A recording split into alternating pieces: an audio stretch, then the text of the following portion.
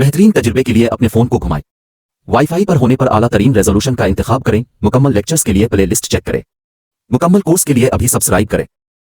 बिस्मिल्लाहिर्रहमानिर्रहीम, अस्सलाम वालेकुम। अच्छा स्टूडेंट्स, फर्स्ट ईयर बायोलॉजी में लास्ट टाइम हमने डिस्कस किया था यूरोकोडेटा, सिफलोकोडेटा, साइक्लोस्टोमा और इसके अलावा क्लास पैसेज भी हमने डिस्कस कर ली थी। अब हमारे पास आती है क्लास एम्फीबिया। एम्फीबिया का मतलब होता है डुअल नेचर। इसमें जो हमारे पास एनिमल्स आते हैं वो पानी में भी रह सकते हैं और खुश्की पर भी रह सकते हैं, इसी वजह से इनको डुअल नेचर कहा जाता है। अच्छा, ये कौन है?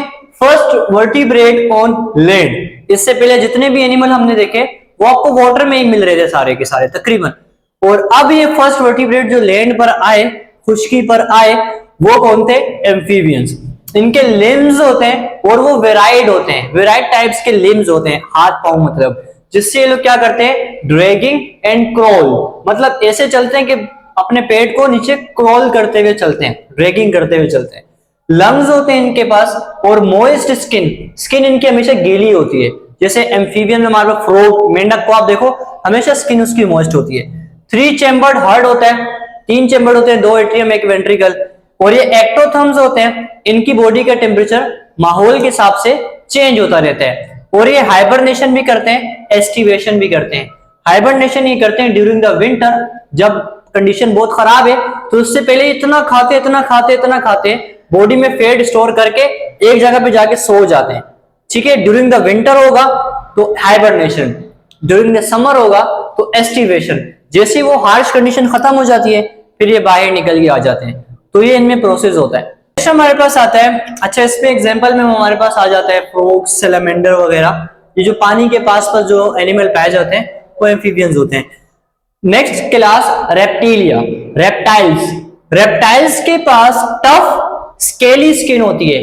इनकी स्किन अभी थोड़ी मॉइस्ट नहीं होती, स्केल वाली होती है, टफ होती है।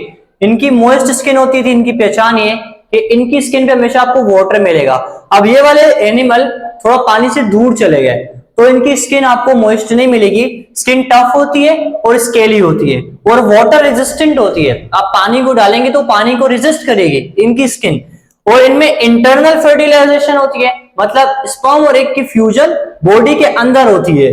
और इसीलिए इनके एग के ऊपर एमनियोन होती है। एमनियोन मतलब एग की प्रोटेक्शन के लिए एक लेयर होती है जिसे हम एमनियोन कहते हैं। आपने भी देखा होगा, अगर हम ये हमारे पास जो आम जो अंडा होता है उसको बाल के ऊपर से हार्ड शेल उतारें तो नीचे व्हाइट कलर की एक और भी मेम्ब्रेन होती है।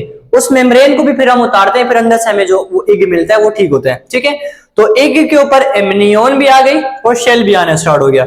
इनके पास लंग्स होते हैं, बिकॉज ये बाय मॉइस्ट जगह पर आ गए, बाय ये लोग लैंड पर आ गए तो लैंड पर तो फिर उन्होंने लंग्स के जरिए ही गैसेस एक्सचेंज करना है। और जब ये पानी में थे तो इनके पास गिल्स होते थे।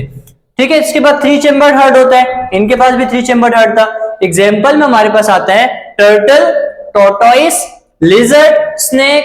ठीक है, और भी इसमें एनिमल्स आते हैं हमारे पास। ये सारे के सारे हमारे पास रेप्टाइल्स होते हैं। ठीक है, इसके बाद हमारे पास आते हैं क्लास एव्स।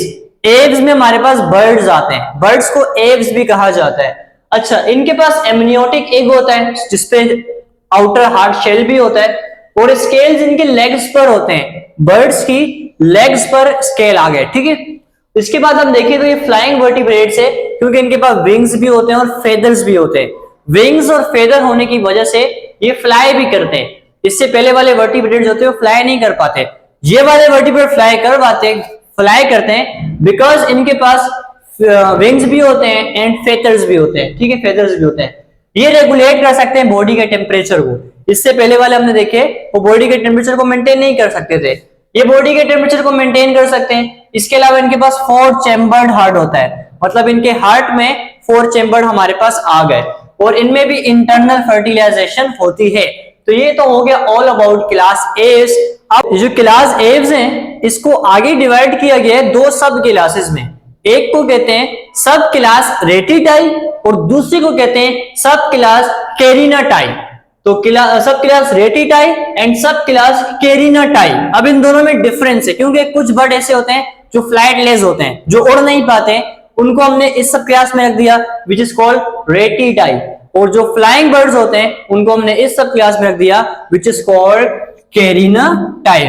अब जो कैरिनेटाई है और रेडिटाई में डिफरेंस देखते हैं। इनकी स्टर्नम राफ्ट लाइक होती है, स्टर्नम चेस्ट बोन होती है, चेस्ट बोन इस साइड पर जो चेस्ट बोन होती है वो राफ्ट लाइक होती है, और इनकी स्टर्नम नील लाइक होती है। अब ये क्या होती है, अच्छा हमारे पास जो बोट होती है कश्ती, जो जिसपे हम बेसिकली जो बोट, एक तो बोट ऐसी होती है कि उसके नीचे से नील लाइक स्ट्रक्चर होता है। अब जैसे एग्जांपल लें कि हमारे पास आगे बोट और उसके नीचे इस तरह का स्ट्रक्चर जो होता है इसको हम कहते हैं नील, ठीक है। और एक ऐसी होती है जो इस तरह से होती है, इस पे आपने वीडियोस में देखा होगा बहुत सारे बंदे बैठे होते हैं और ये मतलब मूव होते वैसे से जा रही होती है, तो ये नीचे से फ्लैट होती है बिल्कुल, तो उसको हम कहते हैं राफ्ट। तो इनकी स्टर्नम जो होती है वो राफ्ट लाइक होती है और इनकी स्टर्नम नील लाइक होती है। ये स्टर्नम भी फ्लाइंग में हेल्प करती है।